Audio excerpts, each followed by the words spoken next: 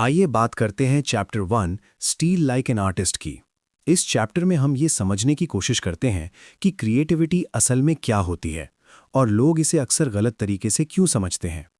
इस चैप्टर का main focus इस बात पर है कि क्रिएटिव आइडियाज़ हवा से नहीं आते, बल्कि वो पहले से मौजूद आइडियाज़ से ही बनते हैं। यहाँ ये भी साफ किया जाता है कि क्रिएटिविटी किसी स्पेशल लोगों की प्रॉपर्टी नहीं है, बल्कि हर इंसान के लिए पॉसिबल है, अगर वो सही नज़रिए से चीज़ों को देखना सीख ले। अक्सर लोगों के दिमाग में ये बिलीफ होता है कि ओरिजिनल आइडियाज़ वही होते हैं जो पहले कभी किसी ने नहीं सोचे हों। इसी सोच की वजह से बहुत लोग कुछ शुरू ही नहीं कर पाते। उन्हें लगता है कि उनका आइडिया यूनिक नहीं है या कोई और पहले ही वही काम कर चुका है। ये चैप्टर इसी डर और प्रेशर को धीरे धीरे हटाने की कोशिश करता है। लेखक बताते हैं कि पूरी तरह ओरिजिनल होना एक मिथ है। कोई भी आइडिया जीरो से नहीं बनता। हर आइडिया किसी न किसी पुराने आइडिया का आगे बढ़ा हुआ रूप होता है। यहाँ स्टील शब्द का मतलब चोरी करना नहीं है जैसा हम आमतौर पर समझते हैं। इसका मतलब है ऑब्जर्व करना, सीखना, समझना और फिर उस नॉलेज को अपने तरीके से इस्तेमाल करना। जब आर्टिस्ट से पूछा जाता है कि उनके आइडियाज़ कहाँ से आते हैं, तो ऑनेस्ट आंसर यही होता है कि वो आइडियाज़ आसपास की दुनिया से आते हैं। किताबों से, फिल्मों से, म्यूजिक से, कॉन्वर्सेशन से और लाइफ एक्सपीरियंसेस से। ये कॉपीइंग नहीं है, बल्कि लर्निंग का नेचुरल प्रोसेस है। इस चैप्टर में गुड स्टीलिंग और बैड स्टीलिंग के बीच क्लियर डिफरेंस बताया गया है। बैड स्टीलिंग सिर्फ सरफेस लेवल पर कॉपी करता है, मतलब किसी का स्टाइल, लुक या फॉर्मेट उठा लेना बिना ये समझे कि उसके पीछे सोच क्या थी। इसका रिजल्ट अक्सर एम्प्टी और फेक लगता है। गुड स्टीलिंग इसके उलट होता है। इसमें इंसान ये समझने की कोशिश करता है कि किसी आइडिया के पीछे लॉजिक क्या है, स्ट्रक्चर कैसे काम करता है और डिसीजन क्यों लिया गया। जब थिंकिंग कॉपी होती है, तब रिजल्ट मीनिंगफुल बनता है। ओरिजिनलिटी को लेकर भी इस चैप्टर में एक इंपॉर्टेंट क्लैरिटी दी जाती है। ओरिजिनलिटी का मतलब नया बनाना नहीं, बल्कि पुराने आइडियाज़ को नए कॉन्टेक्स्ट में रखना है। जब लोग किसी काम को ओरिजिनल कहते हैं, तो ज़्यादातर समय वो उसके रेफरेंसेस को पहचान नहीं पाते। हर क्रिएटिव वर्क समय, कल्चर और पर्सनल एक्सपीरियंस से शेप होता है। इसी वजह से दो लोग एक ही चीज़ से इंस्पायर होकर भी अलग अलग आउटपुट बना सकते हैं। ये चैप्टर जेनेटिक्स का एग्जाम्पल देकर समझाता है कि क्रिएटिविटी कैसे काम करती है। जैसे एक इंसान अपने पेरेंट्स से ट्रेट्स लेता है, लेकिन वो उनकी एग्जैक्ट कॉपी नहीं होता, वैसे ही क्रिएटिव वर्क भी इन्फ्लुएंसेस का मिक्स होता है। इंसान अपने इन्फ्लुएंसेस खुद चुन सकता है। वो किन लोगों को पढ़ता है, किन आइडियाज़ को फॉलो करता है और किन चीज़ों को इग्नोर करता है। यही चॉइसेस धीरे धीरे उसकी क्रिएटिव आइडेंटिटी बनाती हैं। ये समझ प्रेशर को काफ़ी कम कर देती है। जब इंसान ये एक्सेप्ट कर लेता है कि उसे कुछ बिल्कुल नया इन्वेंट नहीं करना है, तो वो ज़्यादा फ्रीली काम कर पाता है। फोकस ओरिजिनलिटी पर नहीं, क्वालिटी इनपुट्स पर आ जाता है। जिस तरह का कंटेंट, आइडियाज़ और वर्क इंसान अपने आसपास रखता है, वैसा ही आउटपुट धीरे धीरे निकलने लगता है। इस चैप्टर में फियर की साइकोलॉजी भी एक्सप्लेन की गई है। Human brain naturally risk avoid करता है। क्रिएटिव वर्क रिस्की लगता है क्योंकि उसमें जजमेंट और फेलियर का डर होता है। इसी डर की वजह से ब्रेन एक्सक्यूजेस बनाता है। कभी कहा जाता है कि अभी रेडी नहीं है, कभी कहा जाता है कि और सीखना है। ये चैप्टर बताता है कि कॉन्फिडेंस पहले नहीं आता, कॉन्फिडेंस काम करने से आता है। लर्निंग थ्रू कॉपीइंग को यहाँ बहुत नॉर्मल और यूजफुल प्रोसेस बताया गया है। राइटर्स सेंटेंसेस कॉपी करके सीखते हैं, म्यूजिशियंस सॉन्ग्स प्रैक्टिस करके सीखते हैं और आर्टिस्ट्स ड्राइंग्स रिक्रिएट करके सीखते हैं। ये प्लेजरिज्म नहीं है, ये रिवर्स इंजीनियरिंग है। इससे इंसान ये समझ पाता है कि चीज़ें बनी कैसे हैं। एक कॉमन मिस्टेक ये होती है कि लोग सिर्फ एक ही इन्फ्लुएंस को कॉपी करते हैं। इससे ग्रोथ रुक जाती है और काम इमिटेशन बनकर रह जाता है। मल्टीपल इन्फ्लुएंसेस से सीखने पर बैलेंस बनता है और काम ज़्यादा पर्सनल लगता है। इसी तरह वॉइस ढूंढने का इंतजार भी एक बड़ी गलती है। वॉइस सोचने से नहीं मिलती, काम करने से बनती है। इस चैप्टर में आइडियाज़ कलेक्ट करने की इंपॉर्टेंस भी बताई गई है। नोट्स बनाना, रेफरेंसेस सेव करना और ऑब्जर्वेशंस लिखना क्रिएटिव ग्रोथ में मदद करता है। लेकिन ये कलेक्शन रैंडम नहीं होना चाहिए। वही चीज़ें रखनी चाहिए जो सच में रेजोनेट करती हों। धीरे धीरे यही कलेक्शन फ्यूचर वर्क की बेस बनता है। स्टीलिंग का एक और इम्पॉर्टेंट हिस्सा ट्रांसफॉर्मेशन है।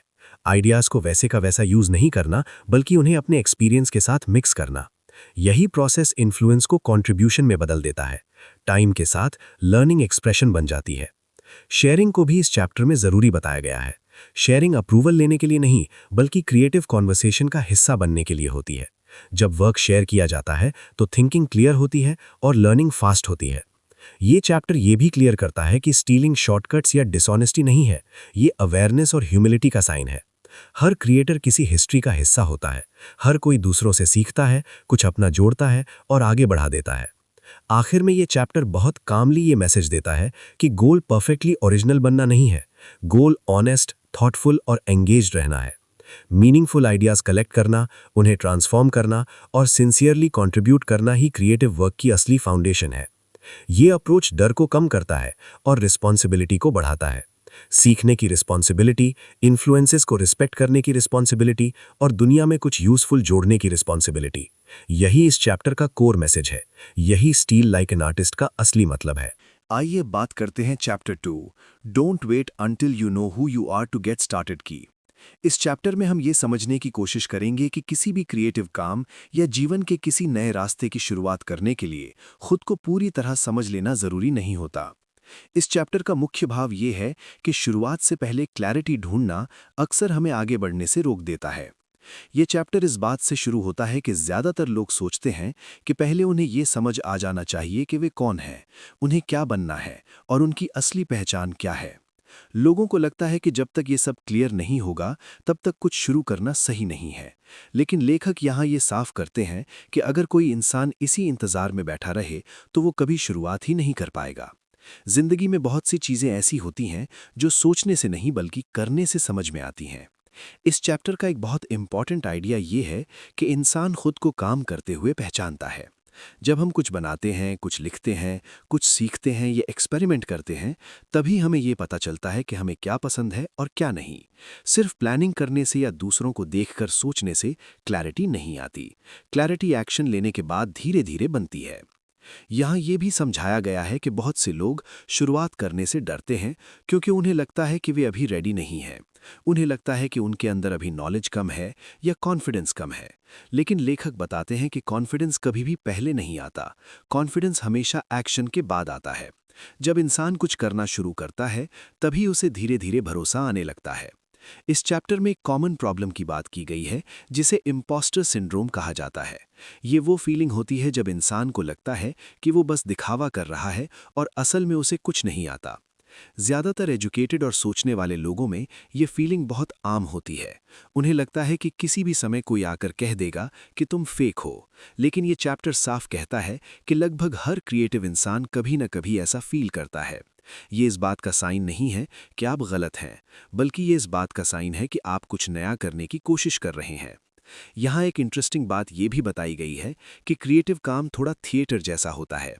इसका मतलब ये नहीं कि सब फेक है, बल्कि इसका मतलब ये है कि कई बार इंसान रोल निभाते निभाते ही उस रोल में ढल जाता है। जब कोई खुद को लेखक मानकर लिखना शुरू करता है या खुद को आर्टिस्ट मानकर बनाना शुरू करता है तो धीरे धीरे वही पहचान उसके अंदर डेवलप होने लगती है। इस कॉन्टेक्स्ट में ये आइडिया सामने आता है कि शुरुआत में थोड़ा प्रिटेंड करना गलत नहीं है। इसका मतलब ये नहीं कि किसी को धोखा दिया जाए, बल्कि इसका मतलब ये है कि इंसान काम शुरू करे, भले ही अंदर से अनसर्टेनिटी हो। काम करते करते ही क्लैरिटी आती है। इस चैप्टर में ये भी बहुत साफ किया गया है कि कोई भी इंसान जन्म से अपनी स्टाइल या वॉइस लेकर नहीं आता। शुरुआत में हर कोई कॉपी करता है। बच्चे अल्फ़ाबेट कॉपी करके लिखना सीखते हैं, म्यूजिशियंस बेसिक प्रैक्टिस करके सीखते हैं और आर्टिस्ट पुराने कामों को देखकर सीखते हैं। ये प्लेजरिज्म नहीं है, बल्कि लर्निंग का प्रोसेस है। कॉपिंग यहाँ प्रैक्टिस के लिए होती है, ना कि फाइनल बनने के लिए। एक आम मिसअंडरस्टैंडिंग ये होती है कि कॉपीइंग गलत है, लेकिन लेखक बताते हैं कि प्रॉब्लम कॉपीइंग में नहीं है। प्रॉब्लम तब होती है जब कोई बिना समझे सिर्फ सरफेस लेवल पर इमिटेट करता है। जब कोई सीखने के लिए कॉपी करता है तो वो ये समझता है कि चीज़ें कैसे काम करती हैं। जैसे जैसे प्रैक्टिस बढ़ती है, इंसान अपने आप उसमें बदलाव करने लगता है और वहीं से उसकी अपनी पहचान बननी शुरू होती है।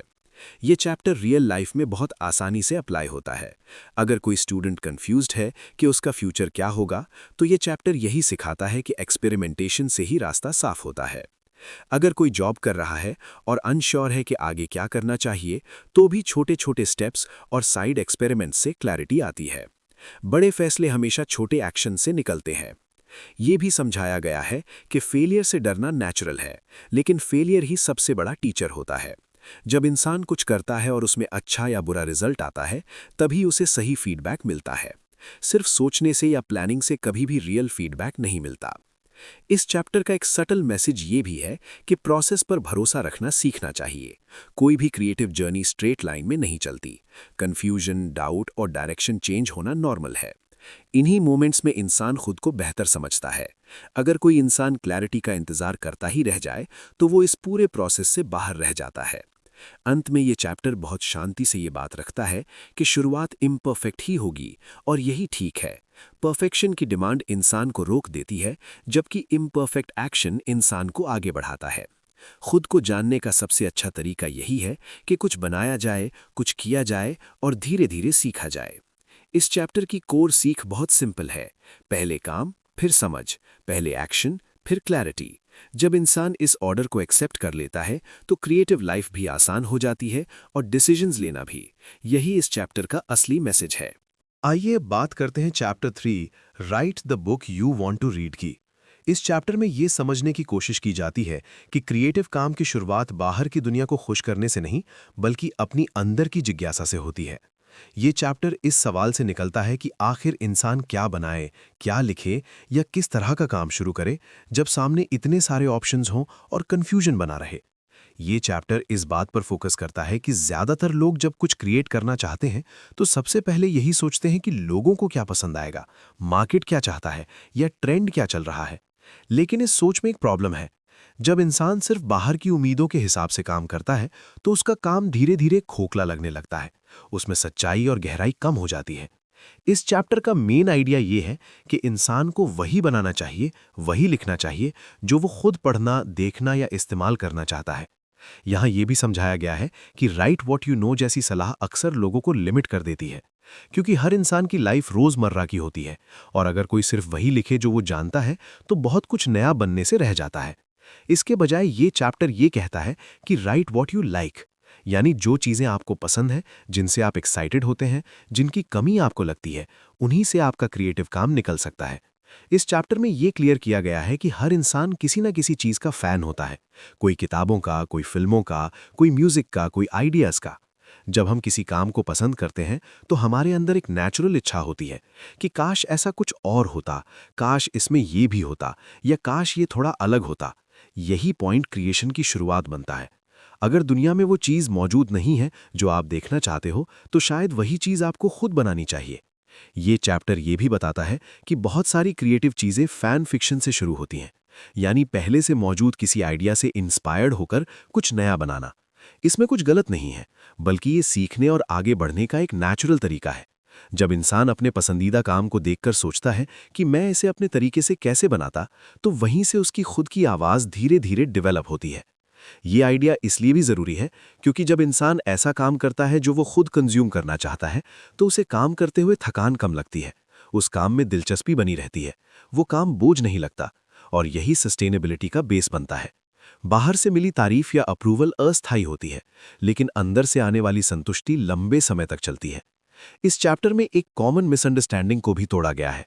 बहुत लोग सोचते हैं कि अगर उन्होंने वही बनाया जो उन्हें पसंद है तो शायद कोई और उसे पसंद नहीं करेगा। लेकिन सच्चाई ये है कि अगर कोई चीज़ आपको गहराई से पसंद आती है तो बहुत मुमकिन है कि दुनिया में और भी लोग हों जो वैसा ही महसूस करते हों। आप अकेले नहीं होते, बस फर्क इतना है कि आपने उस फीलिंग को काम में बदल दिया। ये भी बताया गया है कि हर क्रिएटर के अंदर एक तरह की कमी या अधूरापन महसूस होता है। उन्हें लगता है कि जो वो चाहते थे वैसा कंटेंट कहीं मिल नहीं रहा। यही कमी असल में एक हिंट होती है।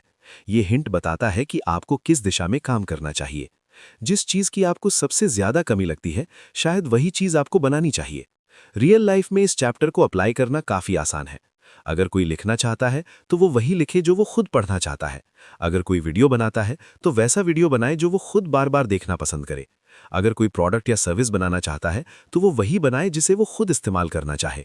इस प्रोसेस में इंसान दूसरों को कॉपी करने के बजाय अपनी पसंद को फॉलो करता है। ये चैप्टर ये भी सिखाता है कि क्लैरिटी हमेशा पहले नहीं आती। कई बार इंसान को काम करते करते ही ये समझ आता है कि उसे क्या अच्छा लगता है और क्या नहीं। इसलिए परफेक्ट आइडिया का इंतजार करने के बजाय छोटे लेवल पर शुरू करना ज्यादा बेहतर होता है। धीरे धीरे वही छोटे एक्सपेरिमेंट्स मिलकर एक बड़ा और क्लियर डायरेक्शन बना देते हैं। अंत में ये चैप्टर बहुत शांति से ये बात कहता है कि क्रिएटिव काम कोई फॉर्मूला नहीं है, ये एक पर्सनल जर्नी है। जो चीज़ आपको खींचती है वही आपकी स्ट्रेंथ बन सकती है। जब इंसान वही बनाता है जो वो खुद देखना चाहता है, तो उसका काम ज़्यादा ईमानदार, ज़्यादा सच्चा और ज़्यादा टिकाऊ बनता है। और यही इस चैप्टर की असली सीख है कि बाहर से जवाब ढूंढने के बजाय अंदर की पसंद को समझो और वहीं से काम शुरू करो। आइए अब बात करते हैं चैप्टर 4 यूज योर हैंड्स की। इस चैप्टर में हम ये समझेंगे कि क्रिएटिव काम सिर्फ दिमाग से नहीं होता, बल्कि हाथों और शरीर की इन्वॉल्वमेंट भी उतनी ही जरूरी होती है। ये चैप्टर हमें याद दिलाता है कि टेक्नोलॉजी के ज़माने में हम आइडियाज़ तो सोच लेते हैं, लेकिन उन्हें सच में महसूस करना भूल जाते हैं। इस चैप्टर का कोर आइडिया ये है कि जब हम सिर्फ लैपटॉप, मोबाइल या स्क्रीन पर काम करते हैं, तो क्रिएटिव प्रोसेस बहुत एब्स्ट्रैक्ट हो जाता है। हम कीज दबाते हैं, माउस चलाते हैं, लेकिन ये फीलिंग नहीं आती कि हम कुछ बना रहे हैं। लेखक ये बताते हैं कि कंप्यूटर हमारे और हमारे काम के बीच एक ग्लास वॉल खड़ी कर देता है। हम आउटपुट देखते हैं, लेकिन प्रोसेस को छू नहीं पाते।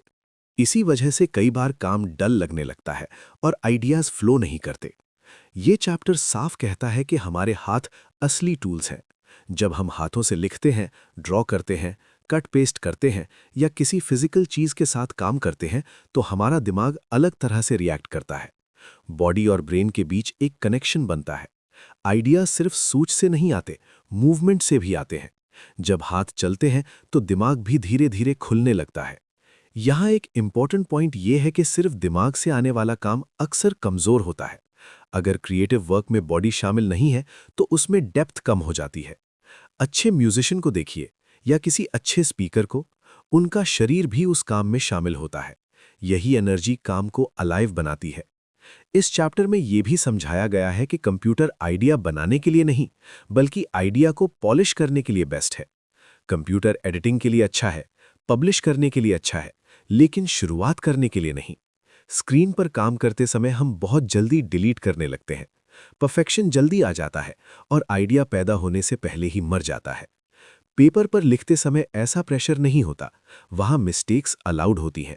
लेखक अपने एक्सपीरियंस से बताते हैं कि जब उन्होंने एनालॉग टूल्स वापस अपने प्रोसेस में लाए, तब काम फिर से फन बन गया। पेपर, पेन, मार्कर, न्यूज़पेपर जैसी सिंपल चीज़ों के साथ काम करने से सेंसेस एक्टिवेट होते हैं। हाथों में पेपर का फील, मार्कर की आवाज़, इंक की स्मेल, ये सब मिलकर प्रोसेस को प्ले जैसा बना देते हैं। जब काम प्ले बन जाता है, तब क्रिएटिविटी नेचुरली फ्लो करती है। इस चैप्टर का एक बड़ा मिसअंडरस्टैंडिंग ये है कि डिजिटल टूल्स ही सबसे एडवांस्ड हैं, इसलिए वही बेस्ट है। लेकिन लेखक ये साफ करते हैं कि एनालॉग और डिजिटल दोनों की अपनी जगह है। सही तरीका यह है कि पहले हाथों से आइडियाज़ पैदा किए जाएं और फिर कंप्यूटर का इस्तेमाल उन्हें रिफाइन और शेयर करने के लिए किया जाए। दोनों को अलग अलग स्टेज पर इस्तेमाल करना ज़्यादा इफेक्टिव होता है। रियल लाइफ में ये आइडिया बहुत आसानी से अप्लाई किया जा सकता है। अगर कोई राइटिंग करता है तो पहले नोटबुक में लिखना ज़्यादा हेल्पफुल हो सकता है। अगर कोई प्लानिंग करता है तो स्टिकी नोट्स और पेपर पर आइडियाज़ फैलाकर देखना क्लैरिटी देता है। अगर कोई डिज़ाइन करता है तो रफ स्केचेस हाथ से बनाना सोच को खोल देता है। जब आइडियाज़ ब्लॉक हो जाएं तो कीबोर्ड छोड़कर पेन पकड़ना बहुत काम आता है। ये चैप्टर ये भी बताता है कि बोर्डम भी क्रिएटिव प्रोसेस का हिस्सा है। जब हम हर समय स्क्रीन में बिजी रहते हैं तो दिमाग को सोचने की स्पेस नहीं मिलती। डिशेस धोते समय, वॉक करते समय या बिना किसी डिस्ट्रैक्शन के बैठे रहने से नए आइडियाज़ आते हैं। ये वेस्टेड टाइम नहीं होता, ये इंक्यूबेशन टाइम होता है। एक और इम्पॉर्टेंट बात यह है कि मेसी प्रोसेस से डरना नहीं चाहिए। हाथों से काम करने में मेस होता है, पेपर्स फैलते हैं, चीज़ें कट होती हैं, रीअरेंज होती हैं, लेकिन इसी मेस में पैटर्न्स दिखने लगते हैं। डिजिटल स्क्रीन पर सब साफ दिखता है, लेकिन क्लैरिटी हमेशा साफ सफाई से नहीं आती। इस चैप्टर का मैसेज बहुत सिंपल है। क्रिएटिविटी को सिर्फ हेडवर्क मत बनाइए, बॉडी को भी शामिल कीजिए। हाथों से काम करने से आइडियाज ज़्यादा नेचुरल, ज़्यादा ऑनेस्ट और ज़्यादा अलाइव बनते हैं। टेक्नोलॉजी को रिजेक्ट करने की ज़रूरत नहीं है, लेकिन उसे सही जगह पर इस्तेमाल करना ज़रूरी है। अंत में ये चैप्टर हमें ये याद दिलाता है कि क्रिएटिव प्रोसेस कोई स्ट्रेट, क्लीन और परफेक्ट रास्ता नहीं होता। वो मूवमेंट, प्ले और एक्सप्लोरेशन से बनता है। जब इंसान अपने हाथों से काम करना शुरू करता है तो वो सिर्फ सोचता नहीं, बल्कि महसूस भी करता है, और यही फीलिंग क्रिएटिव वर्क को मीनिंगफुल बनाती है। इस चैप्टर की असली सीख यही है कि जब आइडियाज अटक जाएं तो स्क्रीन से हटकर हाथों से कुछ करना शुरू कर दीजिए। अक्सर वहीं से दिमाग दोबारा चलना शुरू करता है। आइए अब बात करते हैं chapter 5 side projects and hobbies are important की। इस चैप्टर में ये समझाया गया है कि क्रिएटिव लाइफ में साइड प्रोजेक्ट्स और हॉबीज कितनी बड़ी रोल निभाते हैं, खासकर तब जब इंसान अपने मेन काम को लेकर बहुत ज़्यादा सीरियस या प्रेशर्ड महसूस करने लगता है। ये चैप्टर हमें ये सिखाता है कि जो काम हम सिर्फ फन के लिए करते हैं वही कई बार हमारे सबसे अच्छे और मीनिंगफुल आइडियाज़ की जड़ बनते हैं। इस चैप्टर की शुरुआत इसी ऑब्जर्वेशन से होती है कि ज़्यादातर लोग अपने साइड प्रोजेक्ट्स को हल्के में लेते हैं। उन्हें लगता है कि ये बस टाइम पास है या फिर मेन वर्क से डिस्ट्रैक्शन है, लेकिन लेखक का अनुभव ठीक इसके उलट है। वो बताते हैं कि उनके करियर में जो प्रोजेक्ट सबसे ज़्यादा आगे बढ़े, जो सच में काम आए, वो ज़्यादातर वही थे जिन्हें उन्होंने बिना किसी प्रेशर के सिर्फ खेल खेल में शुरू किया था। उस समय न पैसा कमाने की सोच थी, न नाम बनाने की, बस क्यूरियोसिटी और मज़ा था।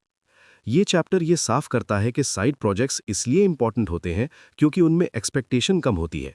जब एक्सपेक्टेशन कम होती है तो डर भी कम होता है, और जब डर कम होता है तब एक्सपेरिमेंटेशन आसान हो जाता है। इंसान नई चीज़ें ट्राई करता है, गलतियां करता है और उनसे सीखता है। यही प्रोसेस क्रिएटिविटी को नेचुरली ग्रो करने देता है। यहाँ एक और इम्पॉर्टेंट आइडिया सामने आता है जिसे प्रोडक्टिव प्रोक्रास्टिनेशन कहा जा सकता है। इसका मतलब ये नहीं है कि काम से भागना, बल्कि इसका मतलब है एक प्रोजेक्ट से थोड़ा बोर होने पर दूसरे प्रोजेक्ट पर शिफ्ट हो जाना। जब इंसान एक ही चीज़ को लगातार फोर्स करता है तो दिमाग थक जाता है, लेकिन जब मल्टीपल छोटी प्रोजेक्ट्स होते हैं तो एनर्जी बनी रहती है। एक से थक कर दूसरे पर जाना और फिर वापस लौट आना क्रिएटिविटी को फ्रेश रखता है। इस चैप्टर में बोर्डम की वैल्यू पर भी बात की गई है। आज की फास्ट लाइफ में बोर्डम को नेगेटिव माना जाता है, लेकिन क्रिएटिव लोगों के लिए बोर्डम बहुत यूजफुल होता है। जब इंसान थोड़ा खाली बैठता है, कुछ नहीं करता, तब दिमाग नेचुरली कनेक्शंस बनाता है। लेखक बताते हैं कि कई अच्छे आइडियाज़ उन्हें बोरिंग काम करते हुए आए, जैसे बर्तन धोते समय, कपड़े इस्त्री करते हुए या बिना किसी डिस्ट्रैक्शन के वॉक करते हुए। बोर्डम दिमाग को स्पेस देता है सोचने के लिए। ये चैप्टर ये भी समझाता है कि अगर किसी इंसान के पास एक से ज़्यादा इंटरेस्ट्स हैं, तो उसे किसी एक को छोड़ने की ज़रूरत नहीं है। अक्सर लोग सोचते हैं कि फोकस पाने के लिए बाकी पैशंस को काट देना चाहिए, लेकिन लेखक का अनुभव कहता है कि ऐसा करने से इंसान अंदर से अधूरा महसूस करने लगता है।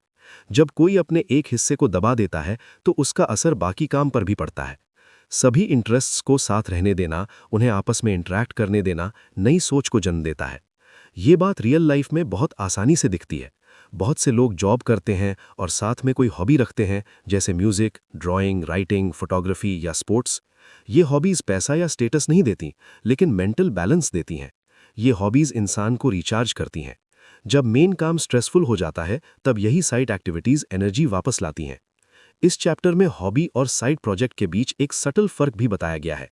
हॉबी वो होती है जो सिर्फ आपके लिए होती है, उसमें कोई प्रेशर नहीं होता कि उसे दुनिया को दिखाया जाए। साइड प्रोजेक्ट कभी कभी पब्लिक हो सकता है, लेकिन फिर भी उसमें फ्रीडम होती है। दोनों का मकसद पैसा कमाना नहीं होता, बल्कि खुद को अलाइव महसूस करना होता है। एक कॉमन मिसअंडरस्टैंडिंग ये है कि अगर कोई चीज़ करियर का हिस्सा नहीं है तो वो वेस्ट ऑफ टाइम है। ये चैप्टर इस सोच को चैलेंज करता है। लेखक बताते हैं कि कई बार वही साइड प्रोजेक्ट आगे चलकर मेन वर्क को शेप देता है, या फिर कम से कम ये इंसान को मेंटली हेल्दी रखता है ताकि वो लॉन्ग टर्म में क्रिएटिव बना रहे। ये चैप्टर ये भी सिखाता है कि क्रिएटिव लाइफ में यूनिटी को लेकर ज़्यादा चिंता करने की ज़रूरत नहीं है। सब कुछ एक जैसा दिखना चाहिए, सब कुछ एक डायरेक्शन में जाना चाहिए, ये ज़रूरी नहीं है। जो चीज़ आपके सारे काम को जोड़ती है वो ये फैक्ट है कि आपने उन्हें बनाया है। समय के साथ पीछे मुड़कर देखने पर कनेक्शंस अपने आप दिखने लगते हैं। अंत में ये चैप्टर बहुत शांति से ये मैसेज देता है कि खुद के किसी भी हिस्से को फेंकना नहीं चाहिए। जो चीज़ आपको खुशी देती है, जो चीज़ आपको क्यूरियस बनाती है, उसे जगह देना ज़रूरी है। साइड प्रोजेक्ट्स और हॉबीज़ डिस्ट्रैक्शन नहीं है, बल्कि नरिशमेंट है। ये आपको बर्नआउट से बचाते हैं और क्रिएटिविटी को जिंदा रखते हैं। इस चैप्टर की कोर लर्निंग यही है कि क्रिएटिव लाइफ सिर्फ सीरियस गोल्स और बिग प्लान से नहीं चलती। उसमें प्ले, बोर्डम, क्यूरियोसिटी और छोटे छोटे एक्सपेरिमेंट्स की भी उतनी ही ज़रूरत होती है। जब इंसान इन चीज़ों को एक्सेप्ट कर लेता है तो उसका मेन काम भी बेहतर होने लगता है। यही इस चैप्टर का असली सार है। आइए अब बात करते हैं chapter 6 the secret, do good work and share it with people की। इस चैप्टर में हम ये समझने की कोशिश करते हैं कि क्रिएटिव दुनिया में आगे बढ़ने का कोई जादुई फॉर्मूला नहीं होता। असली सीक्रेट बहुत सिंपल है, लेकिन उसी वजह से लोग उसे अक्सर नज़रअंदाज कर देते हैं। ये चैप्टर इसी सिंपल लेकिन पावरफुल आइडिया को धीरे और साफ तरीके से समझाता है। ये चैप्टर इस बात से शुरू होता है कि बहुत से लोग एक ही सवाल पूछते रहते हैं, लोग जानना चाहते हैं कि उन्हें कैसे नोटिस किया जाएगा, कैसे लोग उनके काम को देखेंगे और कैसे उन्हें पहचान मिलेगी। लेकिन यहाँ लेखक साफ करते हैं कि पहचान या अटेंशन कोई अलग गोल नहीं है। पहचान अपने आप आती है जब इंसान लगातार अच्छा काम करता है और उसे सही तरीके से लोगों के साथ शेयर करता है। इस चैप्टर का कोर आइडिया 2 हिस्सों में बटा हुआ है। पहला हिस्सा है अच्छा काम करना और दूसरा हिस्सा है उस काम को लोगों तक पहुंचाना। इनमें से कोई भी हिस्सा अकेले काम नहीं करता। अगर कोई इंसान सिर्फ काम करता रहे और कभी शेयर ना करे तो लोग उसे जान ही नहीं पाएंगे। और अगर कोई बिना अच्छे काम के सिर्फ शेयर करता रहे तो लोग जल्दी इंटरेस्ट खो देंगे।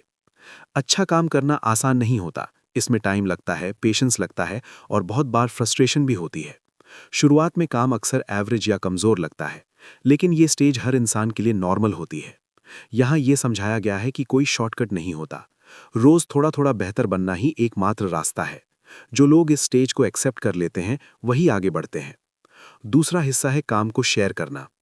पहले के टाइम में ये बहुत मुश्किल था क्योंकि लोगों तक पहुंचने के लिमिटेड रास्ते होते थे। लेकिन अब इंटरनेट की वजह से ये काम आसान हो गया है। अब किसी को परमिशन लेने की ज़रूरत नहीं है। इंसान अपना काम खुद दुनिया के सामने रख सकता है। ये शेयरिंग सिर्फ फाइनल रिजल्ट दिखाने के लिए नहीं होती, बल्कि प्रोसेस का हिस्सा भी हो सकती है। यहाँ एक कॉमन मिसअंडरस्टैंडिंग को भी क्लियर किया गया है। बहुत से लोग डरते हैं कि अगर उन्होंने अपना प्रोसेस या आइडियाज़ छुपा लिए तो कोई उन्हें चुरा लेगा। लेकिन इस चैप्टर में बताया गया है कि आइडियाज़ छुपाने से मजबूत नहीं होते, बल्कि शेयर करने से मजबूत होते हैं। जब इंसान खुलकर अपने काम की जर्नी दिखाता है तो लोग उससे कनेक्ट करते हैं। इस चैप्टर में यह भी बताया गया है कि शेयरिंग का मतलब हर चीज़ दिखा देना नहीं होता। इंसान खुद डिसाइड करता है कि क्या दिखाना है और कितना दिखाना है। छोटे अपडेट्स, छोटे इंसाइट्स या वर्क इन प्रोग्रेस भी काफ़ी होते हैं। इससे लोगों को ये महसूस होता है कि वो काम की ग्रोथ का हिस्सा है। एक और इम्पॉर्टेंट पॉइंट ये है कि इंटरनेट सिर्फ पब्लिश करने की जगह नहीं है, बल्कि एक्सपेरिमेंट करने की जगह भी है। जब इंसान कुछ नया ट्राई करता है और उसे शेयर करता है तो उसे फीडबैक मिलता है। वही फीडबैक आगे के काम को बेहतर बनाने में मदद करता है। इस तरह शेयरिंग खुद लर्निंग का हिस्सा बन जाती है। ये चैप्टर ये भी समझाता है कि लोग परफेक्शन नहीं ढूंढते, लोग ऑनेस्टी और कंसिस्टेंसी ढूंढते हैं। अगर कोई इंसान रेगुलरली काम करता है और सच्चाई से उसे शेयर करता है तो धीरे धीरे ऑडियंस बनती है। ये प्रोसेस स्लो हो सकता है, लेकिन ये सस्टेनेबल होता है। यहाँ एक और इम्पॉर्टेंट बात यह है कि अननोन रहना भी एक एडवांटेज हो सकता है। जब लोग आपको नहीं जानते तब प्रेशर कम होता है। उस टाइम इंसान फ्रीली एक्सपेरिमेंट कर सकता है, मिस्टेक्स कर सकता है और सीख सकता है। जैसे जैसे लोग नोटिस करने लगते हैं वैसे वैसे रिस्पॉन्सिबिलिटी बढ़ती है। इसलिए शुरुआती फेज को एंजॉय करना ज़रूरी है। इस चैप्टर में यह भी बताया गया है कि शेयरिंग सिर्फ अटेंशन पाने के लिए नहीं होती, बल्कि कनेक्शन बनाने के लिए होती है। जब इंसान अपने जैसे सोचने वाले लोगों से जुड़ता है तो आइडियाज़ ग्रो करते हैं। इंटरनेट की वजह से ज्योग्राफी अब बड़ी बैरियर नहीं रही। लोग कहीं से भी अपने कम्युनिटी को ढूंढ सकते हैं। रियल लाइफ में इस चैप्टर का मतलब बहुत प्रैक्टिकल है। अगर कोई स्टूडेंट है तो उसे परफेक्ट बनने का इंतजार करने की ज़रूरत नहीं है। सीखते हुए जो समझ आ रहा है उसे शेयर किया जा सकता है। अगर कोई जॉब कर रहा है तो साइड में जो स्किल्स डेवलप हो रही हैं उन्हें धीरे धीरे दिखाया जा सकता है। इससे कॉन्फिडेंस भी बढ़ता है और डायरेक्शन भी क्लियर होती है। ये चैप्टर ये भी सिखाता है कि वैलिडेशन के पीछे भागना डेंजरस हो सकता है। हर किसी को आपका काम समझ आए ये ज़रूरी नहीं है। कुछ लोग इग्नोर करेंगे, कुछ गलत समझेंगे और कुछ क्रिटिसाइज भी करेंगे, लेकिन ये सब प्रोसेस का हिस्सा है। असली फोकस काम पे रहना चाहिए, रिएक्शन पर नहीं। अंत में ये चैप्टर बहुत शांति से यही बात दोहराता है कि कोई सीक्रेट शॉर्टकट नहीं है। रोज अच्छा काम करना और उसे लोगों के साथ ईमानदारी से शेयर करना ही असली रास्ता है। यही तरीका लॉन्ग टर्म में ट्रस्ट बनाता है, ग्रोथ लाता है और क्रिएटिव लाइफ को मीनिंगफुल बनाता है। इस चैप्टर की सीख बहुत सिंपल है लेकिन गहरी है। अगर इंसान काम पर ध्यान रखे, प्रोसेस को एंजॉय करे और शेयरिंग को हैबिट बना ले तो धीरे धीरे चीजें अपने आप जगह बनाने लगती हैं। यही इस चैप्टर का असली मैसेज है। आइए अब बात करते हैं chapter 7, geography is no longer a master की। इस चैप्टर में हम ये समझने की कोशिश करेंगे कि आज के समय में जगह और लोकेशन अब उतनी बड़ी रुकावट नहीं रही जितनी पहले हुआ करती थी। ये चैप्टर ये दिखाता है कि कैसे इंसान अब किसी खास शहर या देश में रहे बिना भी अपनी क्रिएटिव दुनिया बना सकता है और सही लोगों से जुड़ सकता है। इस चैप्टर का मेन आइडिया ये है कि पहले के समय में अगर किसी को राइटर, आर्टिस्ट या क्रिएटिव बनना होता था तो उसे किसी खास जगह पर जाना पड़ता था, जैसे बड़े शहर, आर्ट हब्स या कल्चरल सेंटर्स। लेकिन आज के समय में इंटरनेट ने ये रूल बदल दिया है। अब क्रिएटिव कनेक्शंस सिर्फ जियोग्राफी पर डिपेंड नहीं करते। इंसान जहां है वहीं से अपनी जगह बना सकता है। यहाँ ये बात साफ की जाती है कि जगह अब मास्टर नहीं है, लेकिन जगह की इंपॉर्टेंस पूरी तरह खत्म भी नहीं हुई है। जहां हम रहते हैं वो हमारी थिंकिंग और हैबिट्स पर असर डालती है। लेकिन अब ये जरूरी नहीं कि इंस्पिरेशन या कम्युनिटी सिर्फ आसपास ही मिले। आज आइडियाज, लोग और कॉन्वर्सेशंस ऑनलाइन भी मौजूद हैं। इस चैप्टर में यह भी बताया गया है कि बहुत से लोग अपने करंट शहर या माहौल को ब्लेम करते हैं। उन्हें लगता है कि अगर वे किसी और जगह होते तो ज्यादा बेहतर काम कर पाते। लेकिन ये सोच कई बार सिर्फ एक एक्सक्यूज बन जाती है। असल में प्रॉब्लम जगह नहीं होती। प्रॉब्लम ये होती है कि इंसान अपने आसपास एक क्रिएटिव एनवायरनमेंट बनाता ही नहीं है। यहाँ एक इंपॉर्टेंट पॉइंट आता है कि अगर कोई इंसान अपने आसपास की दुनिया से सेटिस्फाइड नहीं है तो वो अपने लिए एक अलग दुनिया बना सकता है। इसका मतलब है अपने आसपास किताबें रखना, पसंद की चीजें इकट्ठा करना, आइडियाज से घिरा रहना और ऐसा माहौल बनाना जो दिमाग को स्टिम्युलेट करे। क्रिएटिव काम के लिए कभी-कभी फिजिकल जगह से ज्यादा मेंटल जगह जरूरी होती है। ये चैप्टर ये भी समझाता है कि इंटरनेट ने जियोग्राफी की पावर को कम कर दिया है। आज इंसान ऑनलाइन ऐसे लोगों से जुड़ सकता है जो वही सोचते हैं, वही बनाते हैं और वही सीख रहे हैं। ये कनेक्शंस किसी एक शहर तक सीमित नहीं होते। इससे इंसान को ये फीलिंग मिलती है कि वो अकेला नहीं है, चाहे वो कहीं भी रहता हो। एक कॉमन मिसअंडरस्टैंडिंग ये होती है कि ऑनलाइन कनेक्शंस रियल नहीं होते, लेकिन इस चैप्टर में ये साफ किया गया है कि मीनिंगफुल कॉन्वर्सेशंस, सीखने का मौका और क्रिएटिव सपोर्ट ऑनलाइन भी उतना ही रियल हो सकता है। कई बार ऑनलाइन कनेक्शंस ज़्यादा ऑनेस्ट और यूजफुल होते हैं क्योंकि वे शेयर्ड इंटरेस्ट पर बेस्ड होते हैं, न कि सिर्फ लोकेशन पर। यह भी बताया गया है कि कभी-कभी इंसान को अपनी कंफर्ट जगह से बाहर निकलना चाहिए। ट्रैवल का मतलब सिर्फ विदेश जाना नहीं होता। इसका मतलब है अलग माहौल देखना, अलग तरह के लोगों को ऑब्जर्व करना और दिमाग को थोड़ा अनकंफर्टेबल बनाना। जब दिमाग कंफर्ट से बाहर आता है तब नई थिंकिंग पैदा होती है। ये चैप्टर ये भी क्लियर करता है कि हर किसी के लिए परफेक्ट जगह अलग होती है। किसी के लिए शोर वाला शहर सही होता है, किसी के लिए शांत जगह। किसी को ठंडे मौसम में काम अच्छा लगता है, किसी को गर्मी में। पॉइंट ये नहीं है कि कौन सी जगह बेस्ट है, पॉइंट ये है कि वो जगह आपको क्रिएटिवली फीड करती है या नहीं। एक और इम्पॉर्टेंट बात यह है कि अगर कोई इंसान कहीं भी चला जाए तो उसे वहां भी खुद से एफर्ट करना पड़ता है। जगह अपने आप क्रिएटिव नहीं बनाती। इंसान को अपने रूटीन, हैबिट्स और फोकस से उस जगह को मीनिंगफुल बनाना पड़ता है। अगर अंदर क्लैरिटी नहीं है तो बाहर की कोई भी जगह मदद नहीं कर सकती। ये चैप्टर रियल लाइफ में ये सिखाता है कि अगर कोई इंसान छोटे शहर में है, कम रिसोर्सेज में है या लिमिटेड एक्सेस में है तो भी वो पीछे नहीं है। आज इंफॉर्मेशन, लर्निंग और इंस्पिरेशन एक्सेसिबल है। जरूरत है क्यूरियोसिटी और कंसिस्टेंसी की। अंत में ये चैप्टर बहुत शांति से ये मैसेज देता है कि जियोग्राफी अब बॉस नहीं है। इंसान अपने काम और कनेक्शन से अपनी दुनिया खुद बना सकता है, लेकिन साथ ही ये भी जरूरी है कि इंसान अपने आसपास की जगह का सम्मान करे और उसे सही तरीके से इस्तेमाल करे। इस चैप्टर का सार यही है कि क्रिएटिव लाइफ किसी एक जगह से बंधी नहीं है। सही माइंडसेट, सही इनपुट और सही कनेक्शन से इंसान कहीं से भी मीनिंगफुल काम कर सकता है। जगह मदद कर सकती है, लेकिन दिशा हमेशा इंसान खुद तय करता है। आइए अब बात करते हैं chapter 8, be nice, the world is a small town की। इस चैप्टर में हम ये समझने की कोशिश करेंगे कि क्रिएटिव लाइफ में टैलेंट जितना जरूरी है, उतना ही जरूरी इंसान का व्यवहार भी होता है। ये चैप्टर हमें ये दिखाता है कि आज की दुनिया में, खासकर इंटरनेट और सोशल प्लेटफॉर्म्स के दौर में, अच्छा इंसान होना कोई एक्स्ट्रा क्वालिटी नहीं है, बल्कि एक बेसिक रिक्वायरमेंट बन चुका है। ये चैप्टर इस सिंपल आइडिया से शुरू होता है कि दुनिया अब पहले जैसी बड़ी नहीं रही। टेक्नोलॉजी और इंटरनेट ने सबको एक दूसरे के बहुत करीब ला दिया है। आज कोई भी बात, कोई भी कमेंट, कोई भी बिहेवियर बहुत जल्दी फैल जाता है। अगर कोई इंसान अच्छा काम करता है लेकिन लोगों के साथ गलत तरीके से पेश आता है तो उसका असर भी उतनी ही तेजी से दिखता है। इसी तरह अगर कोई इंसान रिस्पेक्टफुली और काइंडली बिहेव करता है तो वो भी लोगों को याद रहता है। यहाँ ये साफ किया गया है कि क्रिएटिव फील्ड्स में रिलेशनशिप्स बहुत इंपॉर्टेंट होती हैं। कोई भी अकेले आगे नहीं बढ़ता। हर इंसान किसी न किसी से सीखता है, किसी के साथ काम करता है और किसी की मदद से ग्रो करता है। ऐसे में अगर कोई इंसान अननेसेसरीली फाइट्स करता है, ऑनलाइन आर्ग्यूमेंट्स में उलझता है या दूसरों को नीचा दिखाने की कोशिश करता है, तो वो धीरे धीरे अपने लिए ही प्रॉब्लम्स खड़ी कर लेता है। इस चैप्टर में इंटरनेट बिहेवियर पर खास फोकस किया गया है। आज बहुत से लोग ऑनलाइन प्लेटफॉर्म्स पर हर चीज पर रिएक्ट करना जरूरी समझते हैं। किसी की बात गलत लगी तो तुरंत रिप्लाई, डिबेट या फाइट शुरू कर दी। लेकिन ये चैप्टर समझाता है कि हर लड़ाई लड़ना जरूरी नहीं है। कई बार सबसे स्मार्ट रिस्पॉन्स साइलेंस होता है। अपनी एनर्जी कंप्लेन्स और आर्ग्यूमेंट्स में लगाने से बेहतर है उसे अपने काम में लगाना। यह भी बताया गया है कि इंटरनेट पर किसी के बारे में कुछ भी बोलना अब प्राइवेट नहीं रहता। लोग सर्च करते हैं, पढ़ते हैं और याद रखते हैं। इसलिए काइंडनेस सिर्फ पर्सनल वैल्यू नहीं है, ये प्रोफेशनल वैल्यू भी है।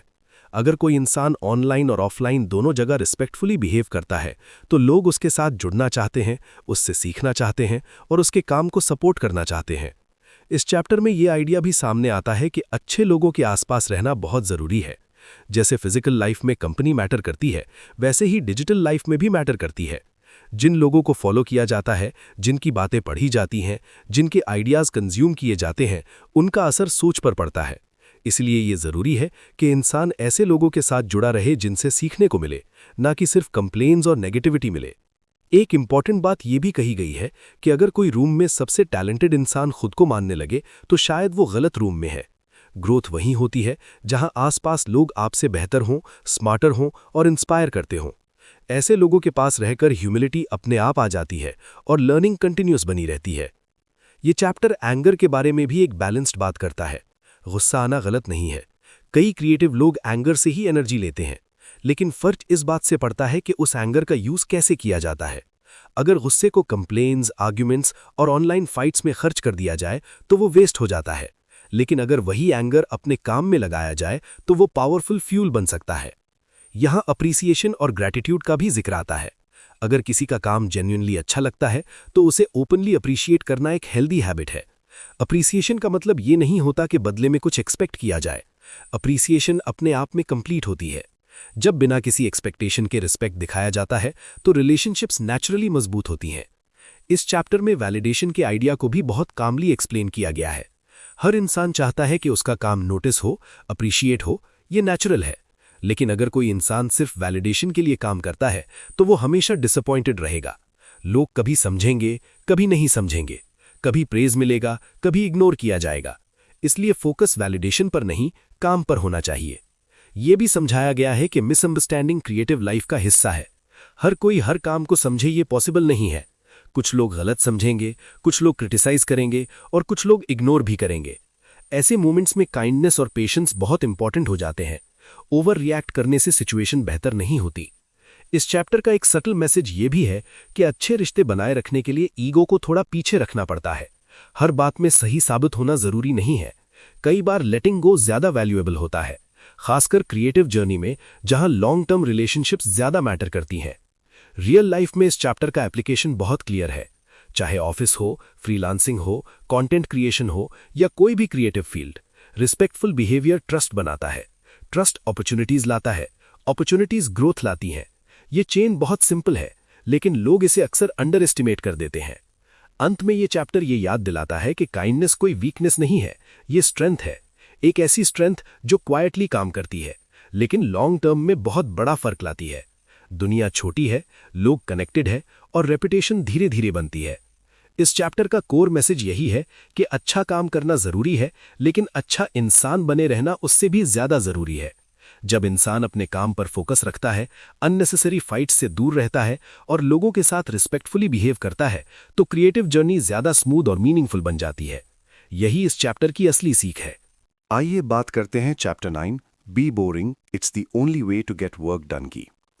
इस चैप्टर में हम ये समझेंगे कि क्रिएटिव काम करने के लिए जो ग्लैमरस और एक्साइटिंग इमेज बनाई जाती है, वो ज़्यादातर समय सच्चाई से बहुत दूर होती है। ये चैप्टर ये सिखाता है कि असल में बोरिंग, सिंपल और रेगुलर लाइफ ही वो फाउंडेशन है जिस पर लगातार अच्छा काम किया जा सकता है। इस चैप्टर का मेन आइडिया ये है कि क्रिएटिविटी को जिंदा रखने के लिए डिसिप्लिन और रूटीन बहुत ज़रूरी होते हैं। अक्सर लोग सोचते हैं कि क्रिएटिव लोग बहुत ड्रामेटिक लाइफ जीते हैं, देर रात तक जागते हैं, रूल्स तोड़ते हैं और केओस में काम करते हैं। लेकिन लेखक यहाँ साफ कहते हैं कि ये इमेज ज़्यादातर फेक है। असल में क्रिएटिव काम बहुत एनर्जी मांगता है, और अगर इंसान अपनी एनर्जी गलत जगह वेस्ट कर देता है तो उसके पास काम के लिए कुछ नहीं बचता। ये चैप्टर ये बताता है कि बोरिंग होना कोई नेगेटिव बात नहीं है। बोरिंग होने का मतलब है कि आपकी लाइफ स्टेबल है, प्रिडिक्टेबल है और अननेसेसरी ड्रामा से दूर है। जब डेली लाइफ सिंपल होती है तो दिमाग को क्रिएटिव सोच के लिए स्पेस मिलती है। अगर हर दिन अलग अलग प्रॉब्लम्स, स्ट्रेस और डिस्ट्रैक्शंस हों तो दिमाग थक जाता है और काम आगे नहीं बढ़ पाता। यहाँ ये भी समझाया गया है कि हेल्थ और रूटीन क्रिएटिविटी का हिस्सा है। सही समय पर सोना, ठीक से खाना, थोड़ा मूवमेंट रखना, वॉक पर जाना, ये सब सुनने में बोरिंग लगता है, लेकिन यही हैबिट्स लंबे समय तक काम करने में मदद करती हैं। क्रिएटिव वर्क मैराथन की तरह होता है, स्प्रिंट की तरह नहीं। अगर इंसान बहुत तेज जलने की कोशिश करता है तो जल्दी थक भी जाता है।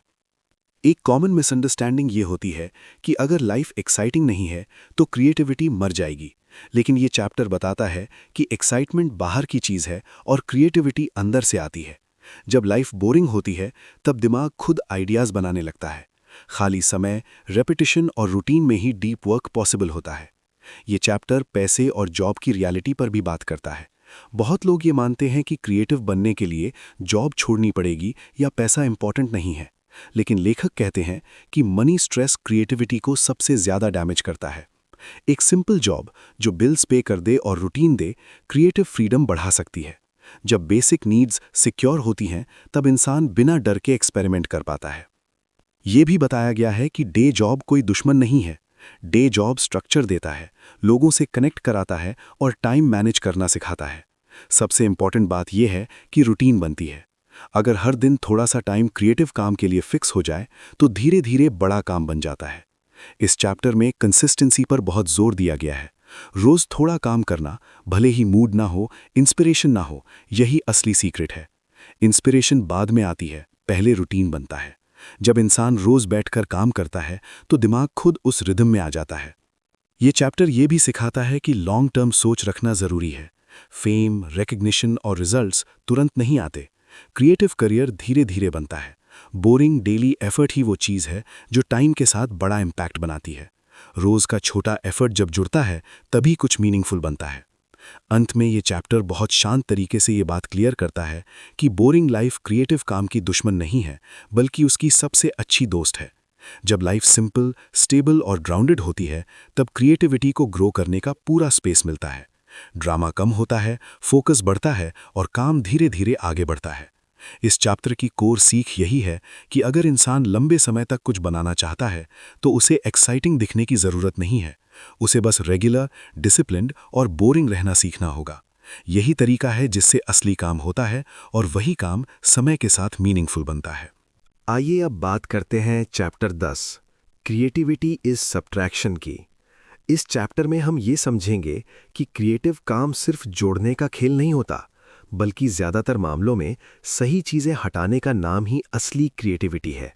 ये चैप्टर ये दिखाता है कि जब हमारे पास बहुत ज़्यादा ऑप्शन होते हैं, बहुत ज़्यादा आइडिया होते हैं और बहुत ज़्यादा आज़ादी होती है, तब हम अक्सर फंस जाते हैं और कुछ भी ठीक से बना नहीं पाते। इस चैप्टर की शुरुआत इस सोच से होती है कि आज के समय में हमारे आसपास जानकारी की कोई कमी नहीं है। हर तरफ आइडिया है, टूल्स हैं, प्लेटफॉर्म है और मौके हैं। ऊपर से देखने पर यह बहुत अच्छा लगता है, लेकिन असल में यही ज़्यादा ऑप्शन हमें कंफ्यूज कर देते हैं। जब इंसान को लगता है कि वो कुछ भी कर सकता है, तब सबसे मुश्किल हो जाता है ये तय करना कि क्या करना चाहिए। अनगिनत रास्तों में से एक रास्ता चुनना दिमाग को थका देता है।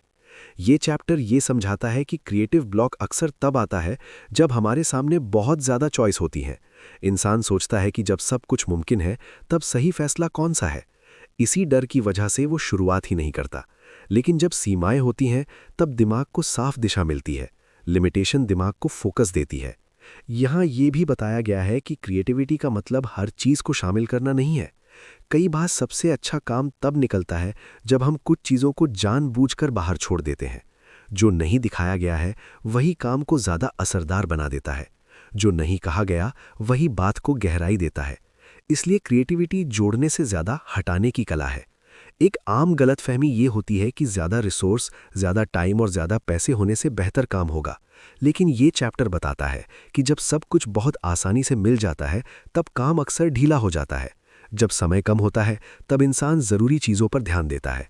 जब साधन कम होते हैं तब दिमाग नए तरीके खोजता है। यही वजह है कि कई बार सीमित साधनों में बना काम ज़्यादा ईमानदार और असरदार होता है। ये चैप्टर ये भी समझाता है कि लिमिटेशन कोई दुश्मन नहीं है, लिमिटेशन एक टूल है।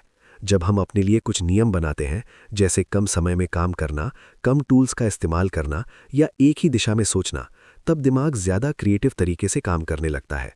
नियम और सीमाएं क्रिएटिविटी को दबाती नहीं है, बल्कि उसे सही दिशा देती हैं। यहाँ एक और महत्वपूर्ण बात सामने आती है कि परफेक्शन की चाह भी क्रिएटिविटी को रोक देती है। जब इंसान सोचता है कि सब कुछ परफेक्ट होना चाहिए, तब वो हर चीज़ को जोड़ते जाने की कोशिश करता है, लेकिन असल में परफेक्ट काम वही होता है जिसमें गैर ज़रूरी चीज़ें हटा दी गई हों। सादगी अक्सर ताकत होती है, कमज़ोरी नहीं।